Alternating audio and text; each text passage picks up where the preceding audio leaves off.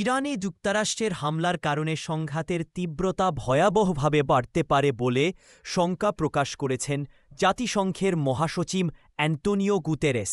তিনি সতর্ক করে বলেন, মধ্যপ্রাচ্যের সংঘাত দ্রুত নিয়ন্ত্রণের বাইরে চলে যেতে পারে। ইরানের বিরুদ্ধে যুক্তরাষ্ট্রের বল প্রয়োগে গভীরভাবে উদ্বিগ্ন বলেও জানান তিনি। ইরানের ৩টি পারমাণবিক স্থাপনায় যুক্তরাষ্ট্রের হামলাকে সংবিধানের চরম লঙ্ঘন বলেছেন মার্কিন সিনেটর বার্নি স্যান্ডার্স।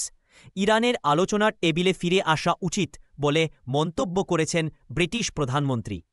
এদিকে মধ্যপ্রাচ্যে পরিস্থিতি অস্থিতিশীল উল্লেখ করে সব পক্ষকে আলোচনায় ফেরার আহ্বান জানিয়েছে অস্ট্রেলিয়া ও নিউজিল্যান্ড। এছাড়া ইরানের মার্কিন হামলার তীব্র নিন্দা জানিয়েছে পাকিস্তান এবং ল্যাটিন আমেরিকার ৪ দেশ চিলি, মেক্সিকো, কিউবা ও ভেনেজুয়েলা।